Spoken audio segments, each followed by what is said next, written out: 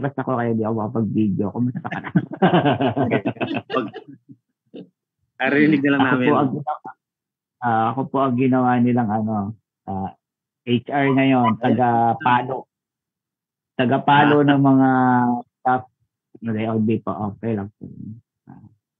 Yan, kami po, magkakasama ulit. Yan. Salamat po sa ano po? Ingat lang sa labas, mainit. Opo. Masakit na naman ang ulo mo yan. Ano na po, awareness na po, maglalag na po tayo. Thank you po. Okay, welcome dito, kuya. Thank you, Kuya Ben, nandito ka. Ikaw na muna, Erwin, sa greetings tayo. Live na ba?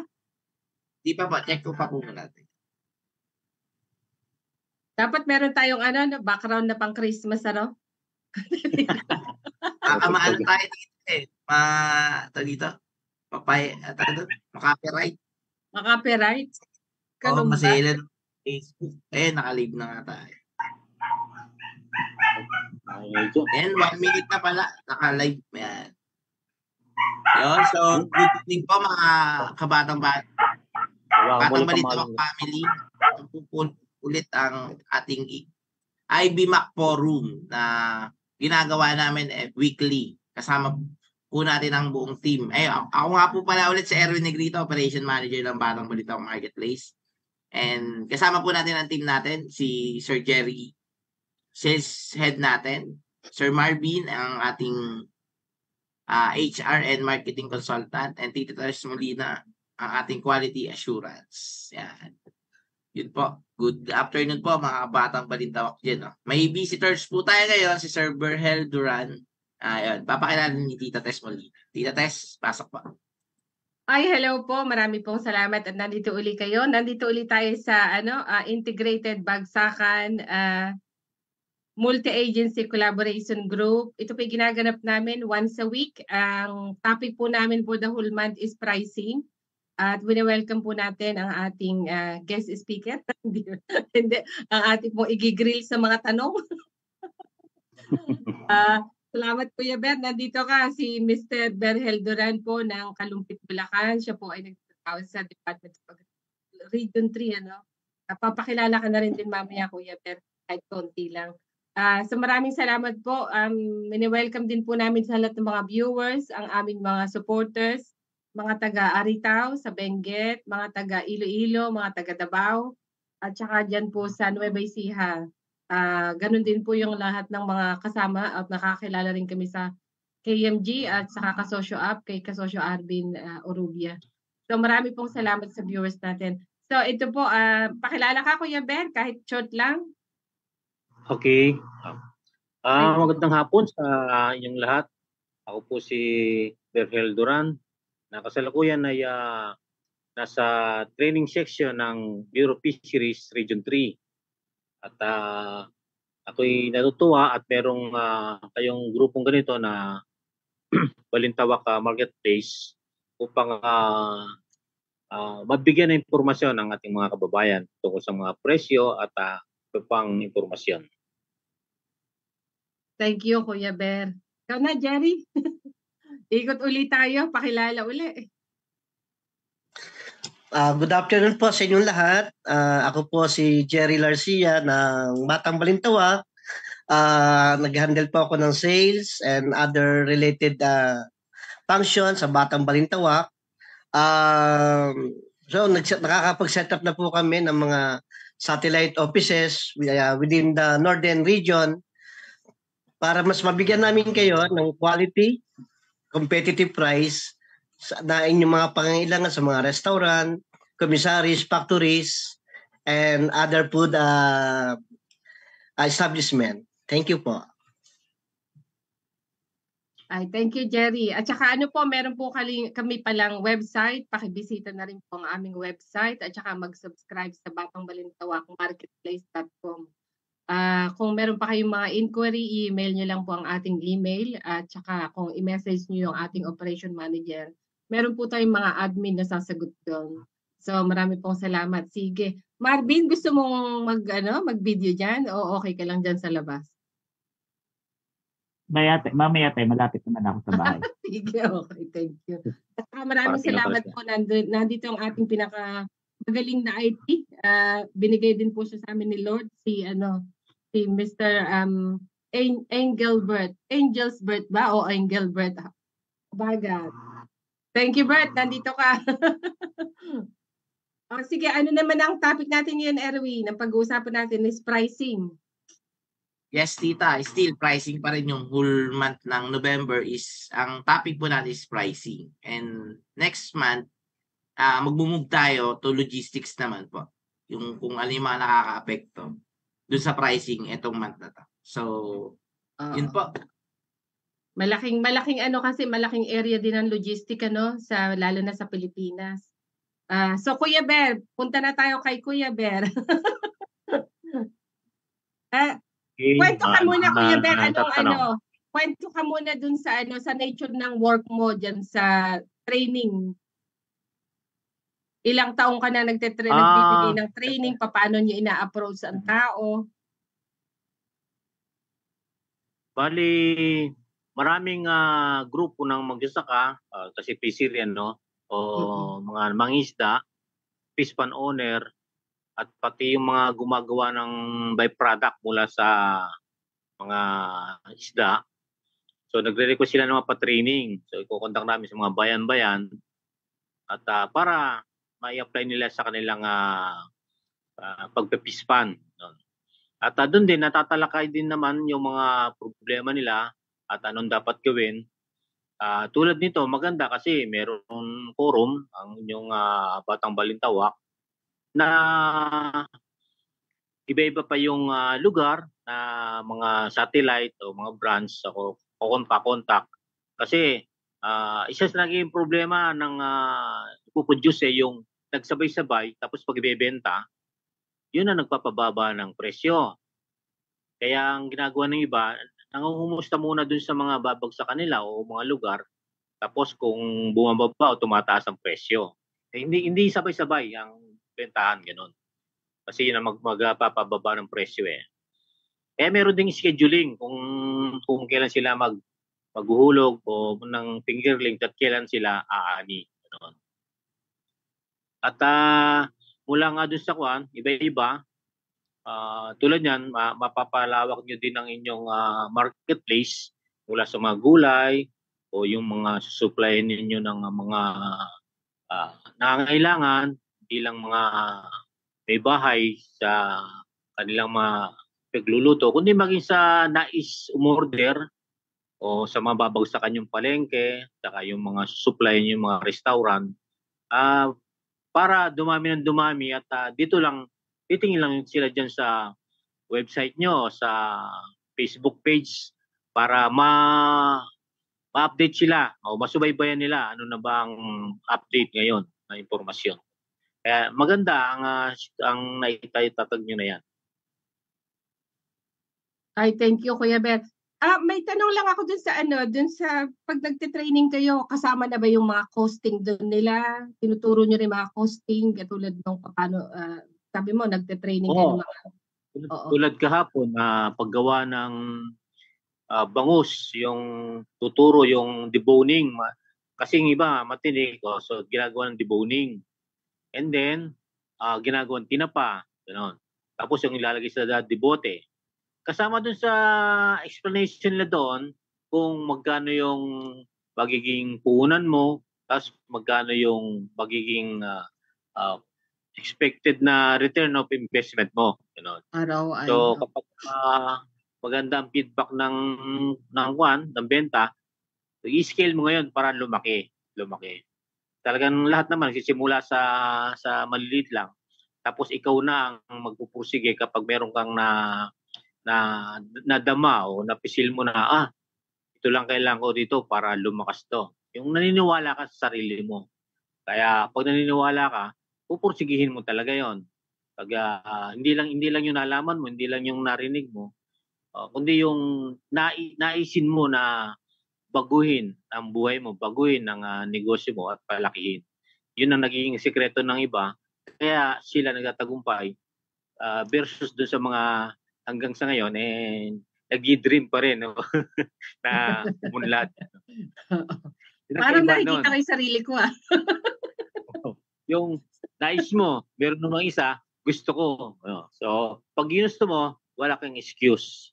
Kailangan gawin mo, huwag kang magrereklamo. Pag nadapa, ka nga, tayo ka lang. Pag nadapa, sige, tayo ka lang. Huwag kang hihinto. Yun ang sikreto dun huwag kang hihinto. Kasi sasabihin ng iba, di yata akin ito. Di yata para sa akin ito. Yung pala may Kasi tamang nadapa. pagkakataon. Meron palang tamang pagkakataon para doon. Kaya, pag dumating naman yon, naku, parang ulan na bumuhos.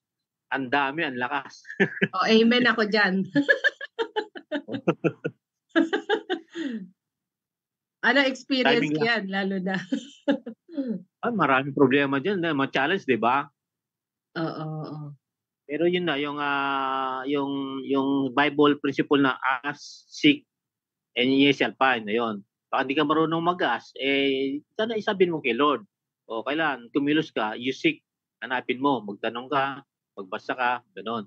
And sa huli, you will find, ipagkakaload yun. Kasi meron ka namang spiritual guidance Ayun. Ayun, baka may tatanungin kayo. Ako lang magtatanong dito, Erwin. Amen muna tayo doon. And pa-shoutout muna sa mga viewers natin, mga kasosyo natin, kasosyo Cha, and kasosyo Lisel. Yan. Yun. Nakaka-inspire magsalita si Sir Berhel na po, Tita Tess. Yun po. Kuya, pero Matagal na po kayong nasa industry ng yan, kasosyo. Ay, kasosyo. Sir Berhel. Kuya Ber na lang, sige. Kuya Ber na lang. Kuya Ber, gaano na po ba kayo katagal sa industry na tinatayuan niyo po ngayon? Actually, year 2000, nagsimula na ako sa BIPAR. Kaya lang ako kinuha dyan, ako magdi-design ng mga tangki kung saan padadamihin yung mga fingerlings. Istasyon namin ng mga tubig tabang, istasyon ng tubig alat, istasyon ng pangmarin, yung pangdagat, gano'n. And then, nalipat na naman ako doon sa admin. Kasi yung mga repair doon. Ngayon, nalipat ako sa, may property pa. Kung lahat ng property ng opisina, gano'n, i-monitor namin. Kapag nagpapalit ng tao.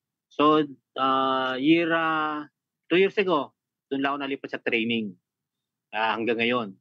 So, natutuwa naman ako kasi matuturuan mo yung mga tao na magka-negosyo, hindi para noon hindi sila laging humihingi lang, para magkaroon din sila ng ambisyon na gusto ring matulad dun sa mga nagtagumpay. At ano bang sikreto ng mga nagtatagumpay? Bakit yung iba tagapakinig lang, tagatingin sa YouTube, kailangan mangarap ka na naisin mo din yun na matupad. At yung hindi ko pa lang masyadong nababasa ang inyong website o webpage. Kaya hindi pa ako masyadong alam doon sa mga impormasyon. Pero maganda kasi nung nagkaroon ng problema ang pandemic, isa yung supply ng gulay ang naging problema. Nabasa ko nga doon, yung merong isang babae na nalulungkot siya doon sa mga taga Baguio kasi nabubulukan ng mga gulay. Kaya ginawa niya, pinopost niya sa Manila o yung mga dadaanan ng Baliwag para umorder sa kanya at ibababa sa mga istasyon ng Baliwag. Doon naabangan yung oras nakakondon, nakalagay. Isa yun sa naging hakbang na sabi ko nga, ang ganda pala nun na hindi magbabago yung oras kasi ang Baliwag, isa lang oras kapag naglakbayan. Tama-tama ang dating yan within that time. Kaya isa yun na oportunidad kung talagang kung kayang gusto mo mag-distribute sa mas marami sa pamamagitan ng internet.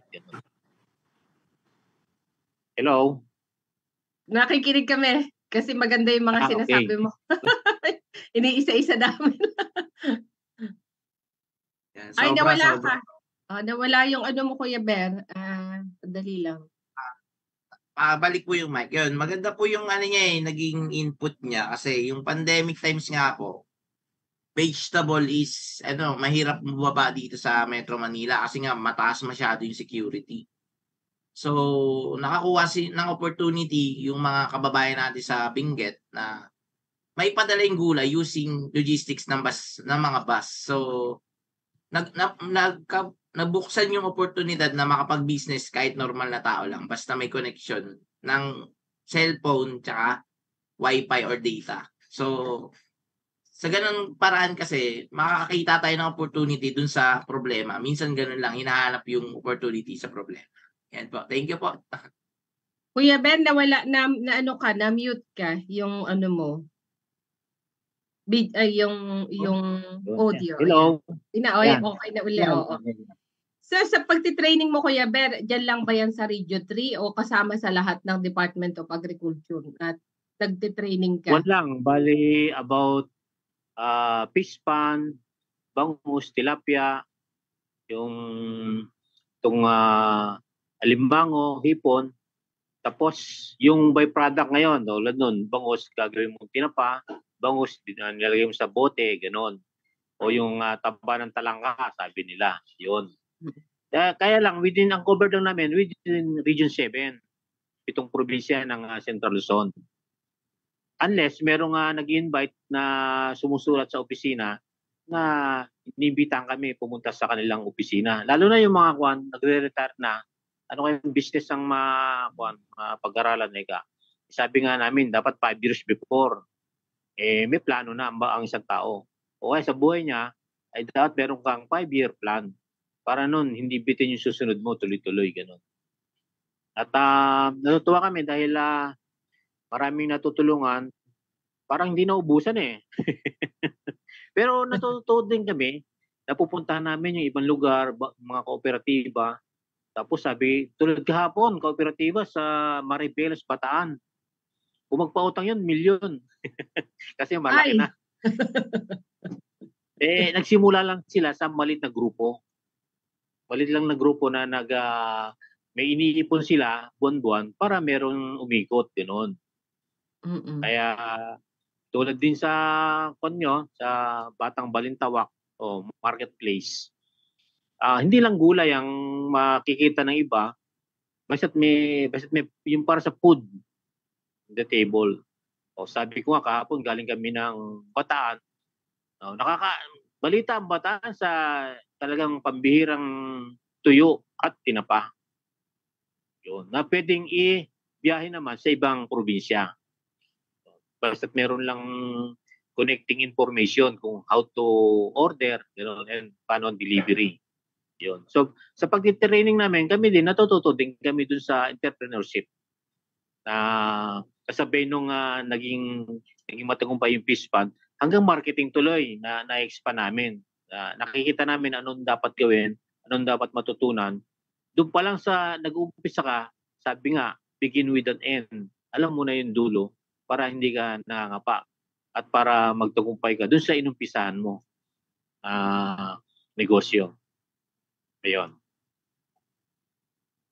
Sir Ber, may question po ako. Nabanggit niyo po kanina yung scheduling ng paghuhulog ng similya sa inahawakan yung Region 3. Pwede pong ma-share ninyo kung paano ginagawa yung scheduling ng paghulog ng similya para hindi magsabay-sabay ng harvest na pwedeng i-apply po sa agriculture, particularly po sa mga vegetable. Yun nga po, nangyari ito nung ano bang bagyo yung malakas na yung huling bagyo na nagtanda baha. Anong pangalan ng bagyo na yon? Letter G o letter F? Ondoy bagyo. Dito lang. Dito lang po. Letter G ba yun o letter F? Sir Marvin, yun yata yung sumira doon sa pananim nyo last year po yata. Tama ba, sir? Ay, hindi ba itong buwan lang to? July, August? Itong July, itong year lang po. July, August. Anyway. Ayun. Ang kasi nito, ang Pilipinas talagang laging dinadaanan ng bagyo. Kaya ini-schedule din ng mga nagpipispan o maging nitong naggugulay kasi aabutan din yung mga lupain nila. Dapat bago hanggang August or June na hindi ka na magkukuan nun, hindi ka na magpipispan. Or unless mataas yung lugar mo. Para ma-save yung ibubuhos. Kasi yung kasama namin, kami, may demo farm nga kami, 3 months. Nung nung Agosto, nakikita namin, tuwa kami, sabi namin, ayan, meron tayong handa natin Pambawi. sa graduation. Oo. Inabutan ng baha yung linggo na yun. Wala kaming naisalba ni natira sa tilapia at saka sa hipon. Kaya sabi nila, ay, kalaban pala talaga yung bagyo at saka yung baha. I-schedule natin ngayon kung anong tamang buwan na hindi abutin ng baha. At o kaya yung lugar mo ay alam mong mataas. Yun. Yun ang panlaban mo ngayon. Tatasan mo yung pagtatamnan mo ng gulay, gano'n. Para makaiwas ka. O kaya yung mga tanim na gumagapa ngayon, mataas yun. Hindi abutan kahit na may ba, hindi abutan, may pansalba pa. Sabi nga namin, naku, bumaka na naman, matataas na naman ang presyo ng gulay dito. Wala mga pitas eh. Kaya sabi nga na iba, magtanim kayo sa paso. Magtanim kayo dun sa garden, sa harap nyo, gano'n. Yung urban gardening, gano'n.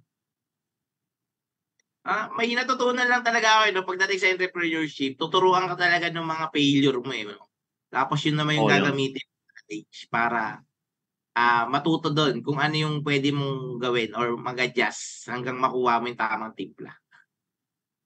Sabi nga nila, pakita babad ako yan. Anong buwan na po yung pinaka-best? Para may tip lang sila. Ano na yung pinaka-best na magtanim or mag-fish or mag ng similya po? Yung wala nang bagyong, karaniwan na lang na ulan ngayon, November, simula no October, wala nang masyado. Dito sa Luzon, binabaha itong Visayas Mindanao eh. Pero sa Luzon, sakto lang na umulan lang. Kaya yung na yon, October, diretso ka na nun, 3 months hanggang June, o 9 months na yon. Doon ka dapat naka-full blast.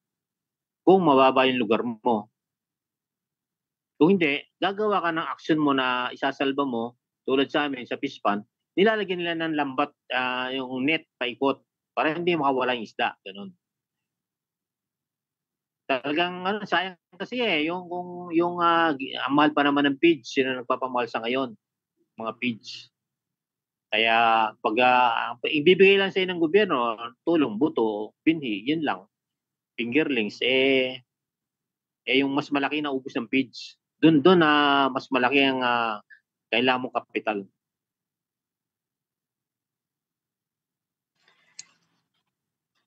Paano sir yung yung control, halimbawa, para hindi mag-oversupply ng tilapia? May mga program ba kayo na itong Promise ng Bulacan, tilapia, itong Bataan ni Sipon, Sugpo? Paano po ba yung ninyo para hindi mag-oversupply na lahat tilapia ang anihin sa buwan na to? Sa trading ng agonoy, yan yung mga alimang o hipon, kinukuha na yan ng konsignasyon. Kaya ang na lang dyan, pagtatalunan sa tilapia. Doon naman sa tilapia, nag-uusap-usap yung mga merong namimili, yung naman nakatrack gano'n.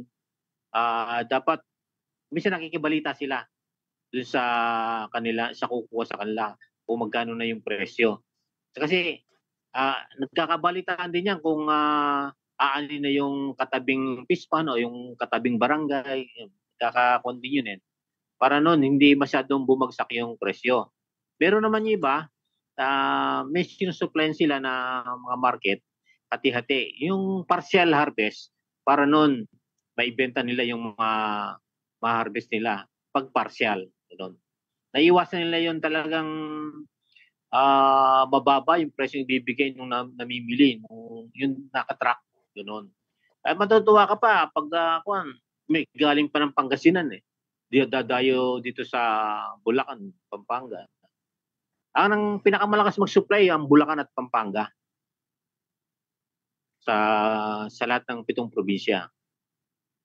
Hanggang Manila yun, dinadala nila yung kailang ani doon, yung ng Bulacan at ng Pampanga. Bukod pa sa dito nila ibinebenta sa karatig na probinsya, may hinahatid sila sa Manila, Metro Manila. Isa na lang po. Sino po nagdedetermine nung farm gate, yung presyo po? From fisherman to truck or sa mga biyahero? Ang malungkot po dyan, ang isang nagpipispan, gumisan, talagang di gano'ng kalakihan. O mas maganda yung may puhunan, nangungutang ng kanyan, nangungutang ng pera o nangungutang ng feeds. Kapag ang nahiraman niya ng pera, yung bumibili sa kanya, yun ang pipiga sa presyo niya. Yun. Kaya ang walang lugi, walang baha, yung nagtitinda ng feeds. Sante, tate, kaya yan ang malakas kumita. Ganun. Oh, magtinda tayo ng feeds. Kawawa talaga. Kawawa yung kwan. Ang tinuturo din namin sa Pispan o ano yun, yung paggawa ng feeds from Muñoz, Nueva Ecija. Merong center ang National Center for Freshwater na nagpo-formulate sila, tuturo sa iyo ano ba ang magandang formula ng feeds. At pinapagawa talaga yung makikita mo yung finished product. So, yun ngayon nagpapaba ng presyo ng feeds. At pwedeng magtayo kung marami asosasyon o grupo, ayun. Napakamahal pa naman ng feeds ngayon. Yung sinasabi mo, Kuya Ber, dun sa tawag na dyan, sa Muñoz, ano yan, libre Muñoz, yung training nila o kailangan kang kumuha ng permit o parang ganun? Actually, pares kami, naghahanap kami ng mga iti-train, kaya libre yun. Yun nga lang, merong iba nakaprogram na, so mag-send ka lang ng letter of request. Kailan wag bababa sa 10 yung magre-request. Para noon, pwede doon gaganapin at may libreng tulugan din doon. Uy, libre pa tulugan? Oo, merong dorm doon sa loob ng CLSU yun. Oo. Kaya kung yung grupo at asosasyon magte-train, yun doon. Gagawa lang ng sulat sa center chief doon. O kaya sa amin, gano'n, may susulat sa amin, pag wala kaming makitang pagdadausan, doon namin dinadala. Kasi kung actual na, tulad doon, gagawa ng page, may lulusong sa PISPA, actual na meron na doon hands-on. Pag uwi mo, matututo ka na talaga. Patitikman mo pa yung tilapia nila doon. Ang galing naman, lahat ng information na ibibigay mo na sa tao para lang makapagsimula sila ng sarili nilang pangkabuhayan. Oo. Kaya sabi ko, ang nag-iiba sa katungpayan ng isang tao ay yung pagnanais niya. Yung isa naman, gusto niya. Gusto mo lang, kaya ayaw mong umaksyon hanggang ay saka na, busy ako, ay wala akong kapital. Hindi pwede, kailangan no excuse. Pag pinlano mo, tuloy-tuloy yun, sunod-sunod. Yun ang pinagkakaiba ng umuunlad at yung naiiwan. Parang execute na kailangan, i-execute mo na kabod. Parang gano'n. May flowchart, diba? May cycle. Oo. Parang may tanong ka si Jerry. O Jerry, may tanong ka pa. Okay na po, ma'am. Maya na po ulit. Hindi, kaganda kasi ng tanong mo yung mga nakaka-apekto dun sa sa pricing. Hindi lang din sa gulay. So malaki ang factors nung environment at saka ng weather. Pero nakakapag-adjust naman ng tao, 'di ba? Marunong mag-adjust yung nagiging flexible lang ang isang businessman o isang entrepreneur o ang nagtatanim ng gulay kung at least kasi available na yung mga information kung paano mapoprotektahan yung kanilang businesses kahit naggugulay ka, no? Doon sa experience mo, Kuya Ben, kasi alam ko galing ka ng ibang bansa rin, naging OFW ka, di ba? Yung mga technology ngayon na ginagamit natin diyan sa Pilipinas para maprotektahan yung iyong pag-iisda o yung ating mga produce, mga fresh produce kasi tayo yung in regards to sa agriculture talagang perishable siya. at saka yung sa isda naman, yun ay mga nagiging problema. Natural na yung respond natin, protektahan natin yung mga businesses natin. Ang tanong ko, dun sa, kasi sabi mo kung magpapalaisdaan ka, medyo taasan ng konti yung yung lugar o para maprotektahan mo yung isda, no? Yun yung natural reaction natin pagka kasi alam naman na natin mga information. Pero dun sa in terms ng technology para maprotektahan mo yung ganong environment, kasi dito sa ibang bansa meron silang mga magagandang technology para yung drainage nila o yung kanilang mga sewerage, napoprotektahan yung kanilang mga pananim o yung mga fresh produce o yung agricultural na produce ng isang farmer. In terms sa technology na pwedeng i-adapt ng mga Pilipino o ng mga farmers natin dyan sa Pilipinas, ano yung mga nakita mo na pwedeng sa palagay mo na pwedeng mag-work dyan sa Pilipinas in terms dun sa technology, ano mapoprotektahan yung mga produce nila, hindi lang yun sa pagpapataas ng lugar o para hindi na nababaha. Ano pang mga technology sa palagay mo? Hindi lang naman technology kundi yung sistema o proseso tulad sa Thailand. Ang Thailand nag-aaral sa atin dito ng training. Pagkabalik nila, mas malakas pa sila mag-produce sa atin. At ang kaibahan kasi, pag tumulong sila, ang gobyerno nila, hindi lang konti lang yung binibigay sa farmers o sa fisher folk. Talagang ginagastusan nila. Kasi, ang iba nating senador, sasabihin, magastos, ba't tutulungan mo yan? Walang naiambag sa bumalik sa gobyerno. Hindi nila nakakita na kapag tinulungan nila yung mga farmer o fisher folk, yung bawat isa na magtatagumpay doon ay mag-aambag ng contribution sa economy ng bansa. Hindi nga sila rekta na mayroong ibinabalik na malaking tax. Yun ang hinahanap ng mga senador. Pero yung nag-create ka na ng entrepreneurship at kumalat, lumakas, dumami, yun ang hindi nakikita dito sa bansa natin. Masyadong politicized. Na may programa si Juan, may programa si Subiri. Kinokontra ng isa. So hindi nagiging kumpleto yung package. Parang kuwan lang. May program sila. Ayaw na nila yung pangalan, babaguhin na nila yung pangalan. Yun pa rin. Pero hindi sa kabuuan, hindi buo ang tulong. Ganun. Parang propaganda lang. Yun ang hindi maganda na kaganapan sa ating agriculture. O sabi nga nila, bakit ayaw pumili si presidente ng sekretary? Yung nakakaalam dyan, na alam nila kung bakit. Yung epekto nun. Ngayon lang nagkaroon ng nag-isa secretary after 1 year na siya magpo-focus sa buong programa ng agrikultura. Kaya kahit sa bayan lang, kahit sa probinsya o any other areas, pag hindi gumawa ang grupo, tulad nyo, yung Batang Balintawak, may mga members na magtutulong-tulong.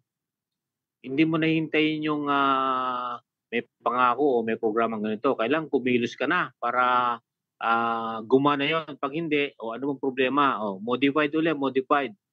Sino pa yung gusto? And then, ipopost mo talaga sa Facebook o sa internet. Ang daming magre-react doon sa comment. Ibig sabihin, interesado sila doon. Kasi meron sila nakikita na, pwede ito, maganda ito. Sasali ako dito. Kaya, iba na ang iba ng advent na information at saka yung kaalaman ng taong makukuha nila. Total, basa sila ng basa sa Facebook. Hindi wag naman yung puro marites. Yung na makakatulong sa buhay nila.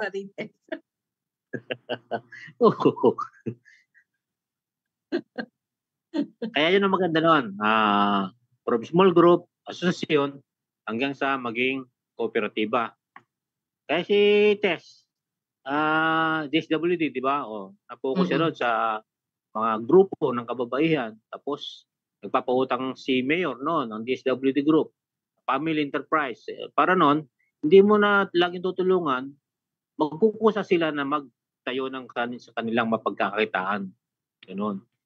At mula naman dun sa mga nais bumuo ng malaki, asosasyon, kooperatiba, magtatayo sila ngayon ng tulad ng ganyan sa inyo, marketplace. Paano mapapadami yung membro, paano naman ang kanilang makukuha ang benepisyo para kusa silang sumali. Yan. Give and take lang, ganun, tulungan. Oo, kagalingan, no? Maraming salamat sa advice mo, Kuya Ben. Baka may mga question kayo, ha? Marvin, nandiyan ka pa. Ikaw, Erwin, may question ka pa. Namamangala ako kay Sir Ber po, kay Kuya Ber. Daming knowledge na yan, i-share mo lang din yung One Seed, One Nation natin na project, tita, para familiarize din po si Kuya Ber po natin. Yung gagawin natin project. Kasama ba ang yan, tita? Yung mga katulad nila ng fishery dun sa One Seed, One Nation pagdating. Papunta tayo sa lahat ng gano'n. Yun nga yung approach natin. Una, matulungan yung talagang nagsusupply sa atin. Yung pong ating One Seed, One Nation. Ito naman yung, Kuya Ber, yung kasi yun yung mga kooperatiba na napuntahan nila ng Batang Balintawak sa Benguet, dyan din sa Nueva Vizcaya. Karamihan ng, tsaka dyan sa Nueva Ecija, dyan saan na kayo nagpunta nun? Sa Bungabon, ano? Bungabon. Naikot na namin yan yung Nueva Ecija. Mga onion farmers po natin. Yan, shoutout kay yun yung Kuya Ber na na parating lumalabas sa bibig ng mga farmers na magpa-seedling o kaya may magpabuto. So na-realize namin dun sa ginagawa namin na to, bakit hindi kami magkaroon ng sariling initiative na galing ng Batang Balintawak na pagkaroon ng One Seed, One Nation, lalo na dun sa mga nagsusupply sa amin na direct na farmers, maka-access sila dun sa parang hindi naman charity kundi initiative na ginagawa namin na pagka may mga nagsesend sa amin ng mga stars o may mga nagdo-donate sa amin sa Batang Balintawak, doon namin ipoproceed yung fund na yon sa pabuto. So yung One Seed, One Nation na yon, yung mga supplier namin na direkta, pwede nilang ma-access yung pabuto na yon. So kukontakin lang nila o kaya meron kasing data rin kami na tinitignan para sino yung makaka-access dun sa initiative na yon. So nandun pa lang kami sa early stage, which is kailan lang naman namin sinimulan yun, parang kailan ba tayo nag-meet kila Mayor? July po, ma'am. July po, July. July 21. Doon na-create yung One Seed, One Nation. Hindi lang naman din yung sa pabuto. Papunta rin kami doon sa fisheries katulad niya kasi hindi naman nakapokus muna kami sa gulay pero nandun kami sa proseso ng ganong sa approaching niya. Papasok kami doon. So ang tatanong ko naman ngayon, Kuya Ber, na wala na yung question ko. Nawala yung question ko. So dun sa sa palagay mo yung mga alam ko na discuss na natin kanina kay Jerry yung mga nakakaapekto sa pricing ng ng mga isda. Ano pa sa palagay mo yung pwedeng i-advise sa atin o sa mga mamimili kung paano yung ano ba yung mga nakakaapekto talaga? Bakit alam natin yung sa weather yung sa presyo talaga naapektuhan. Meron pa bang solusyon dahil din sa supply and demand? Minsan talaga nag-i-spike yung yung presyo ng mga commodities, like mga main commodities diyan sa Pilipinas. Unang-una na yung gulay, damang-dama mo yan, nag-i-spike talaga lalo na pagka umulan lang ng konti, mataas na kabon. Di ba? Tapos bumaha lang ng konti, ay ginto na yung presyo ng isda. Ganun din lahat ng commodities, pati yung sa mga meat products, sa poultry, so lahat yan tumataas lalo na pag sa weather. Ano sa palagay mo, ikaw ano sa palagay mo yung pwede nating magawa para magkaroon ng walang spike na gano'n ng presyo sa lahat ng commodities, hindi lang din sa gulay, hindi lang sa mga poultry o meat product at sa mga isda o sa mga commodities diyan. Ano sa palagay mo yung pwedeng magawa ng hindi man ng government kundi ng mga mismong mga restaurant o mismong consumer para hindi nag-i-spike yung yung presyo pag dumating ng kalamidad? Actually, hindi maiwasan yung pagtaas na yon. Kundi, ano naman ang dapat gawin para hindi man maiwasan, makasabay, makaya. Bakit? Kasi, ang kalagayan ng Earth ngayon naapektado dahil dun sa climate change. Konting ulan lang sa Metro Manila, bumabaha, hindi mo maintindihan. Yung sa Bisaya, ang hina ng ulan sa Luzon doon hanggang bewang ng baha nila dahil sa climate change. Kaya ngayon, ikaw ngayon ang gagawa ng paraan, tinatawag tuloy nila na urban gardening, kahit na nasa bahay ka lang, kahit plastic lang, nakakapag-produce ka ng gulay. Nakapagpapatanim ka ng mga pechay o kamatis, talong. Para noon, makasabay ka dun sa kahit na anong presyo noon, ay meron akong tanim yan. Yun ang magiging kwan mo ngayon na napaghandaan mo siya. Dahil sa climate change. Tapos, kaya napapamahal yung ibang presyo, natatalo yung presyo natin, yung importation ng ibang isda na bumabagsak dito sa Pilipinas. Napakamura ng mga binabagsak nilang gulay galing ng China. Hindi mo nga alam kung tunay ng gulay yung prutas na merong dahil sa gamot na ina-apply. Kaya sana makakuha yung mentalidad na Filipino versus ganun. Yung loyalty mo sa Pilipinas. May para noon, suportado mo na yung mga mangingisda at saka yung mga ating mga magsasaka. At kalaban kasi nga din yung kartel yon na hindi nga mahuli-huli dahil may mga connection. Kaya isipin mo yung bawang 50 binili sa Bungabong, umabot ng 700 nung magpapas-class year. Grabe. Dahil lang doon sa meron social media, pinagana nila social media, tinakot yung tao. Yun. Pasko naman noon, kaya may pera, hindi na pipigil yung tao na bumili. Yun ang kung epekto. Pero dapat doon, kawawa yung mga mga magsasaka na yun, na hindi pa rin nila sa tagal ng panahon dapat na sa isip na rin nila paano kaya namin hindi lang siya namin na mapagtatagumpayan mga problema ang kinakaharap nila. Hindi yung doon siya asa sa utang o doon siya asa sa sabong o dapat baguhin ng mindset, change of mindset. Kailangan talaga. So, ibig sabihin sa unang-una, para mabago mo o magkaroon ng konting changes, hindi mo na mababago, no? So, magsisimula sa sarili. Sa sarili, tapos, kukuha ka ng mga kasama at magsasama-sama kayo sa isang layunin. Nais nyong matapatan dahil to, climate change hindi mo kayang labanan yung climate change. Yung biglang bagyo, biglang tag-init, walang napakainit kahit na tag-ulan mainit pa rin. Iba ng daigdig talaga. Iba ng daigdig. Nasa Mars na tayo.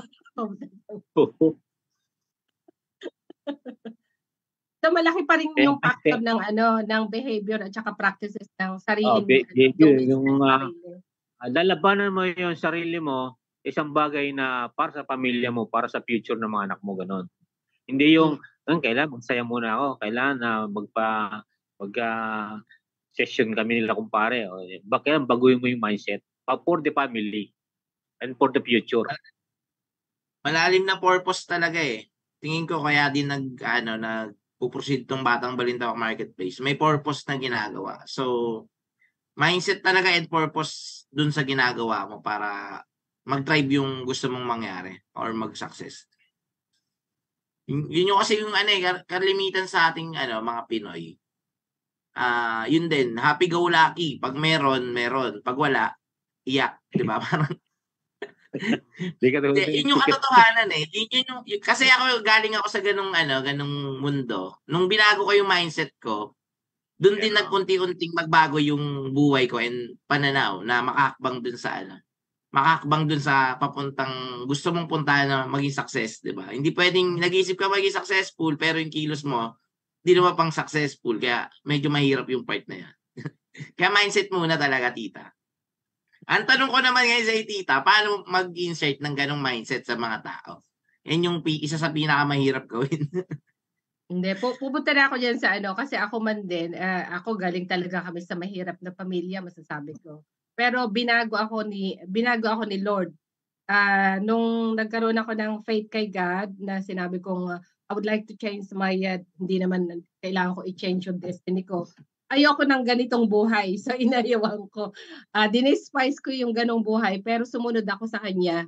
Ito yung gusto kong buhay sa'yo. So pinakita sa akin ni Lord yon, kasama namin sa church na katulad ni Kuya Bear sa GRCC noon. So sila yung nagpalaki sa akin. So hindi yun, yung paano mo ma-change, dumating ako sa ganitong posisyon dahil hindi ko naman siya yung talagang, yun yung sinasabi na seek and you will find. Yung kasama ko dito naglalaba. Nakakadiscuss o dati, gusto mo makisali ka na rin.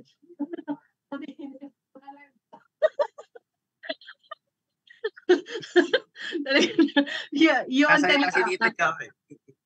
Una mong baguhin mo na yung puso mo at saka ang sino makakapagbabago niyan, yung Diyos lang. In the name of Jesus, si Jesus lang talaga makakapagpabago ng puso mo, and that comes from heart. Yung talagang una, yung puso mo na baguhin mo bago mabago. Kasi wala kang control dun yung puso mo wala kang control dyan. Ang Diyos lang talagang may hawak niyan. Ngayon, para mabago mo ang isang bagay, baguhin mo muna yung ano. I-ask mo muna si Lord na baguhin ka para magkaroon ka ng panibagong mindset. And that's how you can be born again. Sasabihin siyang, you have a renewal of your heart and renewal of your mind. So doon ka talaga magsisimula. Pero kung hindi mo naman gagawa ng action yan, yung kung ginusto mo o ninais mo, magkaiba nga yun yung sinasabi ni Kuya Ben. Doon ko naman natutunan sa kanila lahat yan. So homegrown ako ng faith nila Ate Rose, at saka nila Kuya Romy. Tsaka sila Sister Ludi, tsaka sila Ate Tess, sila ang nag-grow sa akin, kaya ako nagkaroon ng ganito. Gusto ko naman ding maipasa ito, kaya yung heart ko nandun sa Batang Balintawak, although ang profession ko nurse, pero yung puso ko nandun sa renewal of mindset, renewal of heart, pero dun lang, wala kasi akong control wala tayong control sa pagbabago ng panahon. Sa climate change, wala tayong control dyan. Wala rin tayong control sa politics. Wala tayong control dyan. So wala tayong control dun sa weather. Pwede lang natin makontrol yung sarili natin. So it start from our heart, tsaka renewal of mindset. At tsaka yung mga kasama mo na rin, makita mo kung ano yung difference niya na ninais mo, ginusto mo. So yun sa akin. Start from your own na pwede mong makontrol. At saka pwede mong ma-change.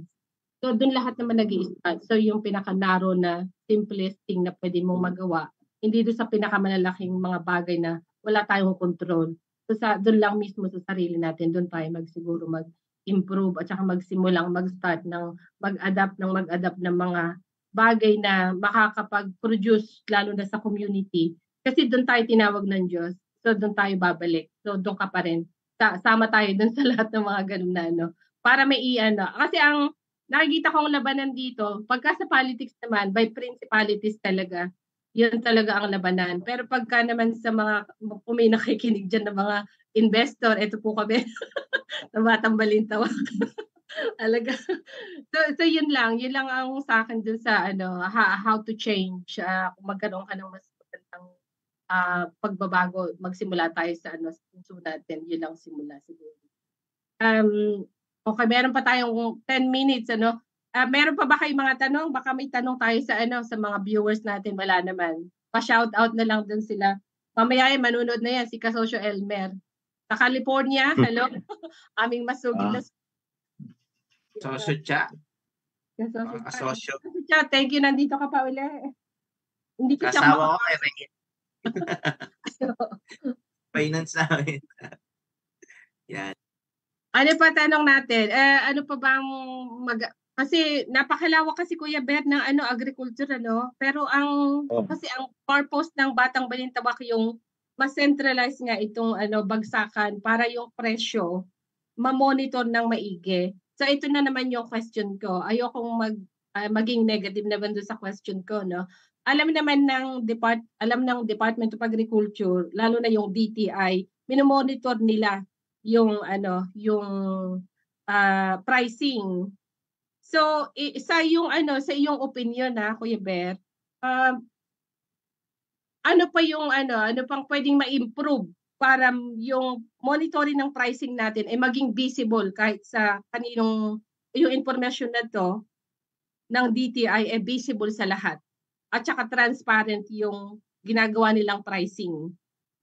Kasi yung pricing natin pa iba-iba magkakaiba, iba-ibang bagsakan, magkakaiba yung bigay nila, yung iba nagpapatong ng 1,000%, yung iba naman nagpapatong ng maliit para tumubo lang ng konti.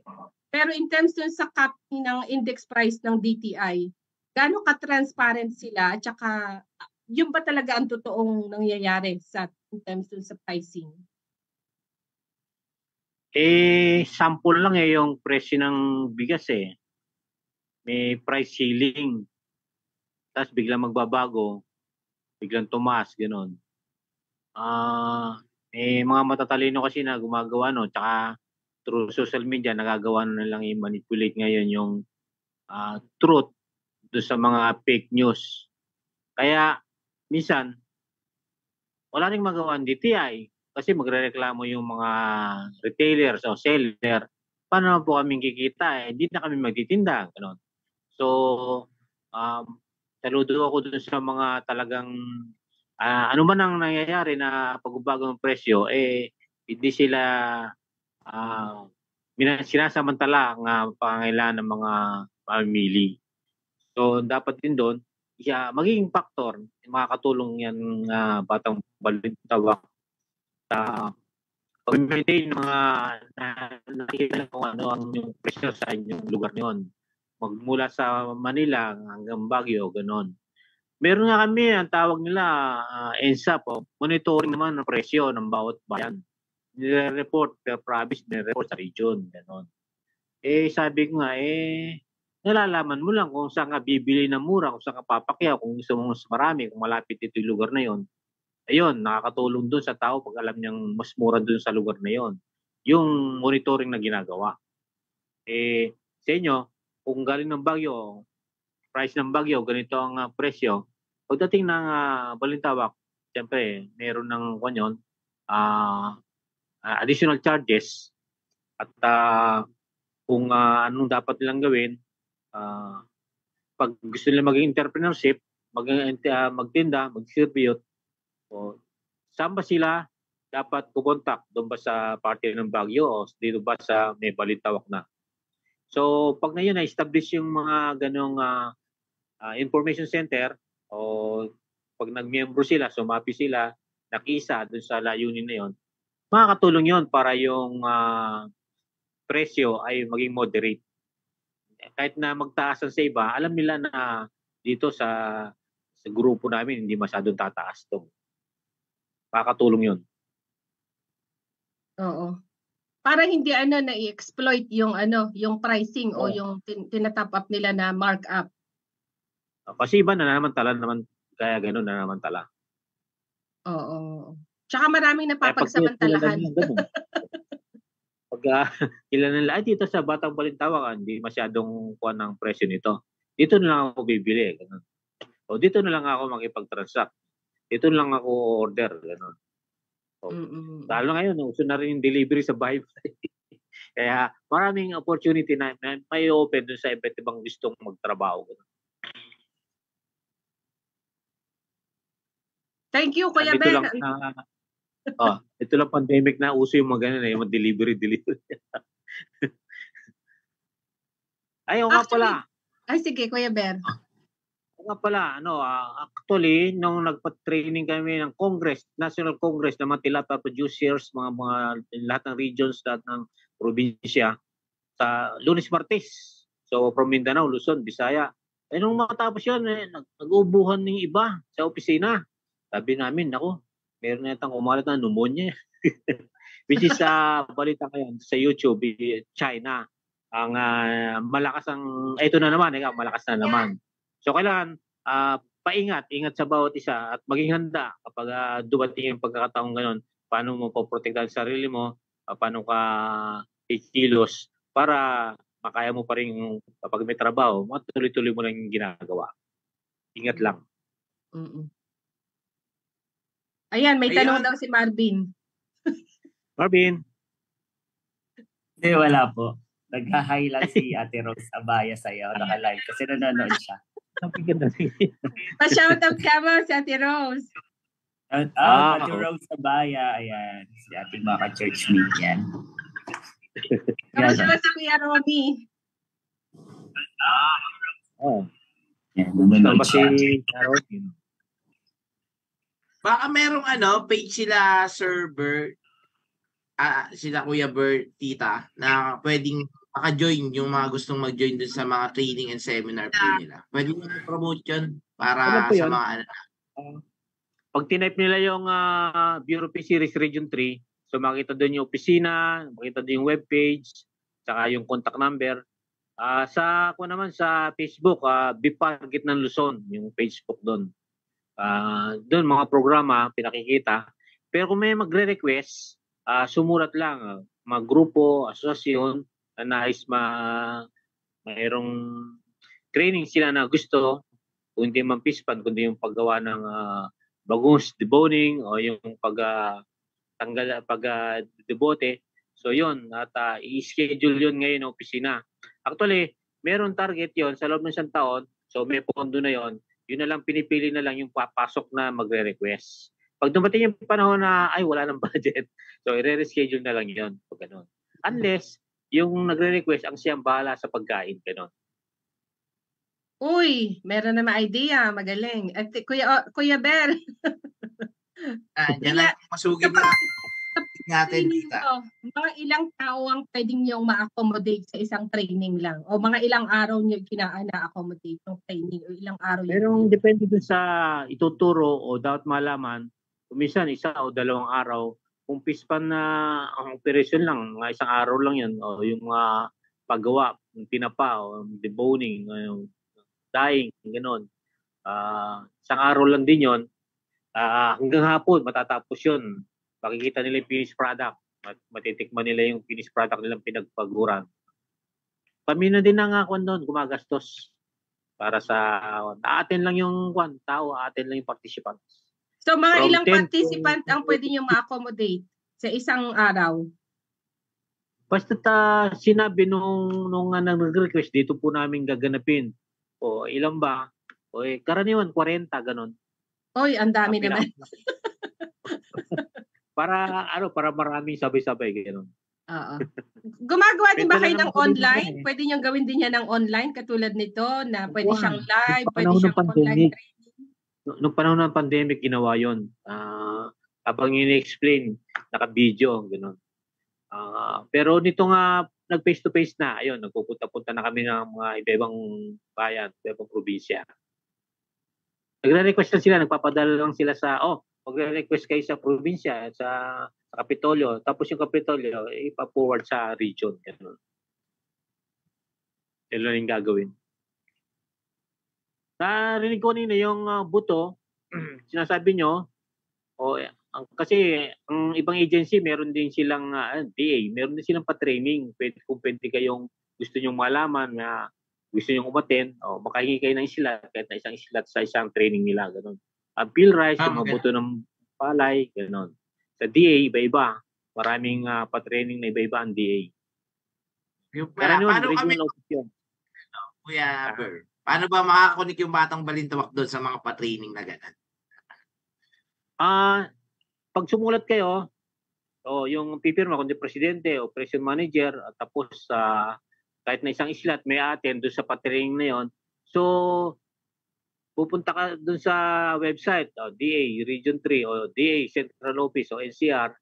Karaniwan, NCR NCR, o kaya Region 3. Magtatanong lang doon kung merong available na training about this topic, gano'n.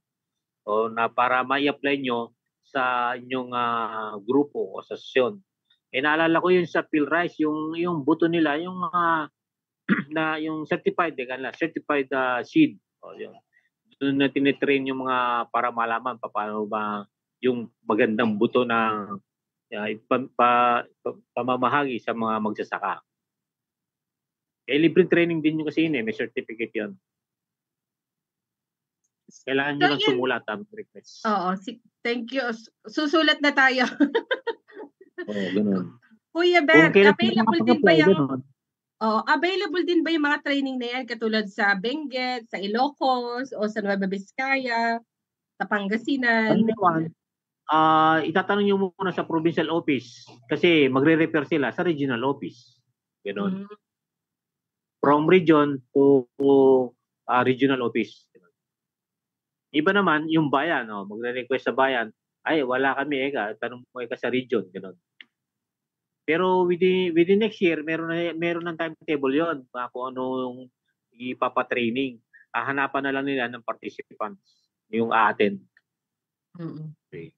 So halimbawa kayo, batang Balintawak, kung may isa o dalawang slot para maka-attend kayo, gano'n. Wala naman bayad yun. Yun ang pamasahe papunta doon sa venue. Sa venue, oo. Yun lang. Yung paglalakbay kayo, papunta doon. Ganun. Or kung merong overnight, libre naman yung tulugan doon. Ganun. Libre na tulugan. Gusto ko yan. At para wala nang libre ngayon. But ngayon, may libre pa kayo dyan. Wala nang libre ngayon, di ba? Lahat babayaran mo. Buti nga yan, libre pa. May gusto kong umuwi. Para sa mga magsasaka, para sa mga mangisda. Oo. Pero pwede rin siguro namang umattend yung mga Kuya Ben, halimbawa ako, restaurant owner ako at gusto kong matutong mag-deboning o kaya magdilata ng mga isda. So pwede rin ako umattend kahit hindi ako farmer. Pwede. Ang gagawin mong technique, susulat ka, halimbawa ako sa NCR o sa Region 3, Regional Office, gagamitin mong letterhead yung asosasyon nyo o yung grupo nyo. Meron padala rito ang Batang Balintawak Marketplace. May gustong matuto sa miyembro nila para maibahagi din sa miyembro nila. So yun ang gagamitin mo, hindi yung personal mo na sulat. Yung grupo o asosasyon ang gagamitin mo na may gustong umattend.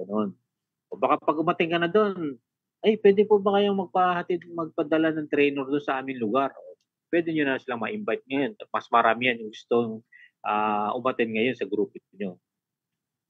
Ito lang gagawin yung letterhead na para pag magre-request kayo ng letter. Ay, sige. Okay, thank you. Sa website. Yan. Copy na lahat yan. Pasok sa banga. Marvin, pasok sa banga. Sayang opportunity na yan. Binibigyan ng libre yun. Pwede po magpahabol ng isang question. Pahabol daw. May nag-text.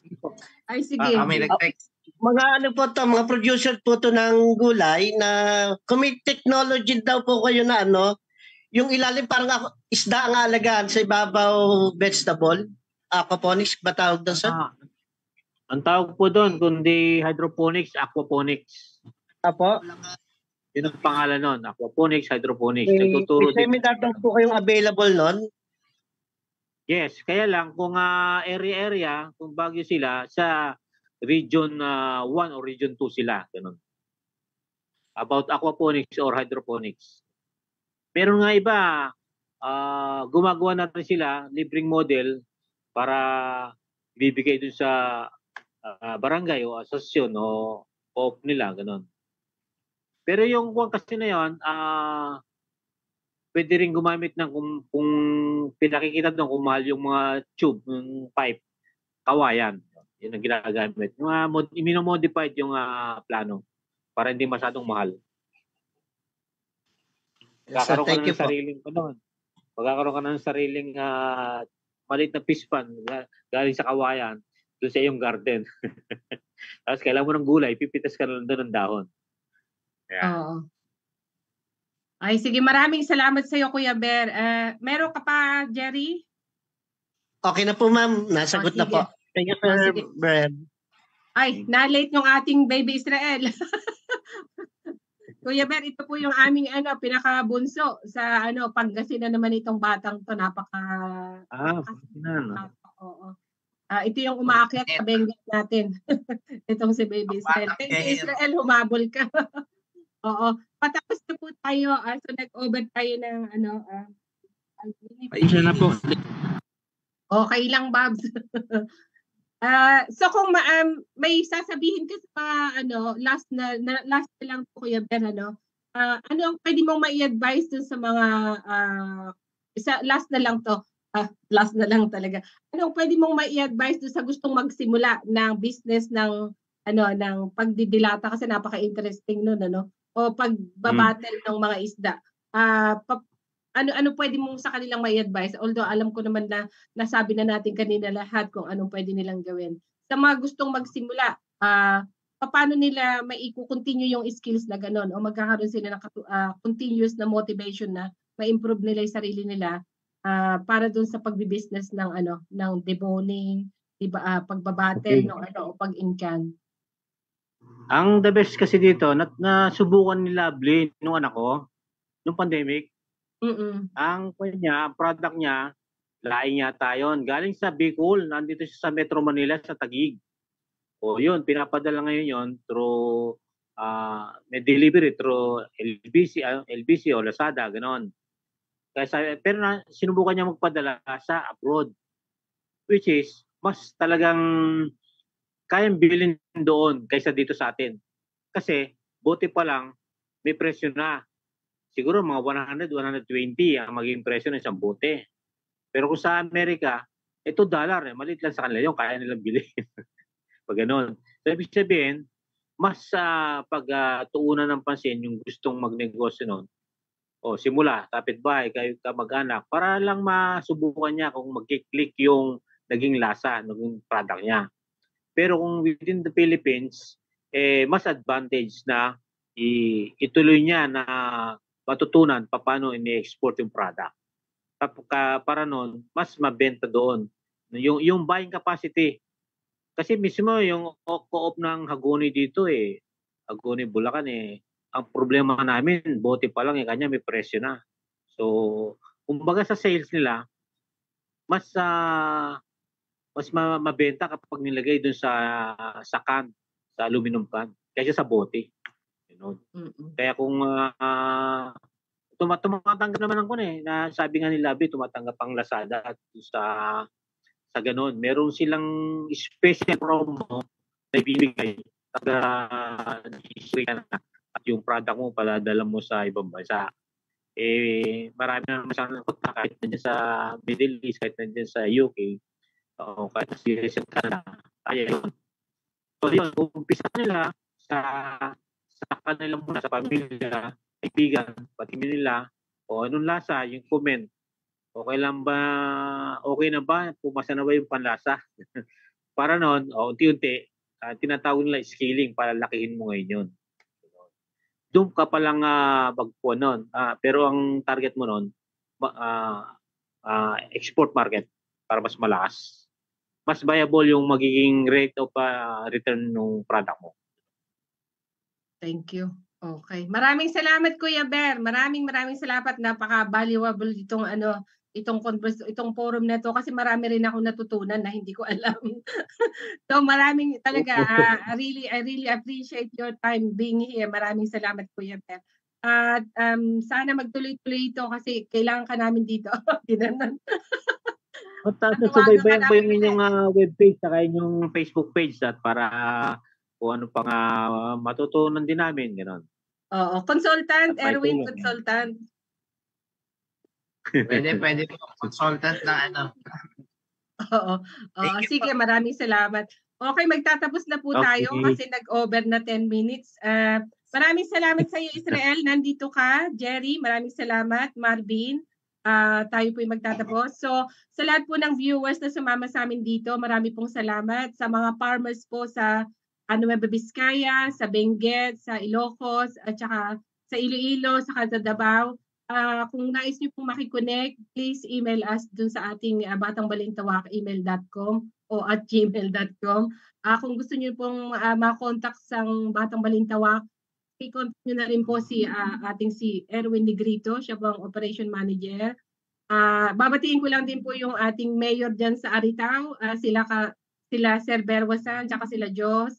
Ganun din po ang ating mga logistics sa NBAT at saka sa team ni Israel dyan sa Pangasinan, sa Ordaneta at sa Benguet. Marami pong salamat. Kasosyo Cha, hello uli. At saka si Kasosyo Elmer na hindi namin malilimutan. Parating nandyan lang yan, supporter. Hello Kasosyo Elmer sa California.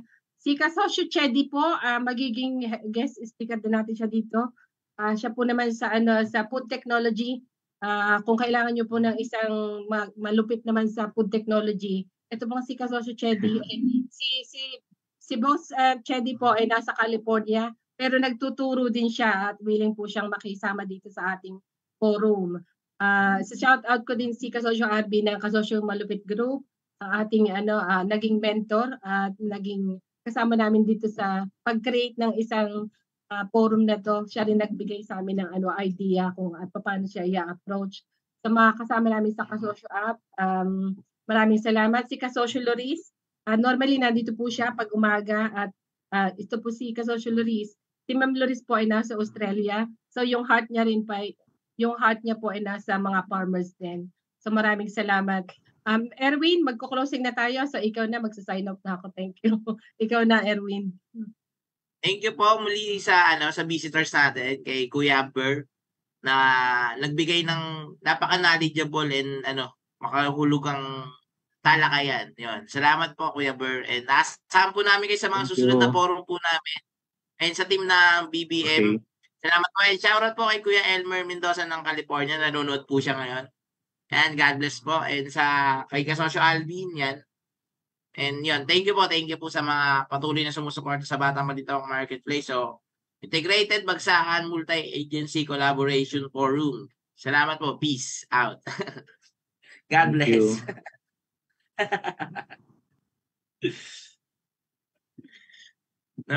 Kontakin ka namin ulit, Kuya Beth. Thank you. Okay, God bless you all. Thank you. Bye-bye. Bye-bye.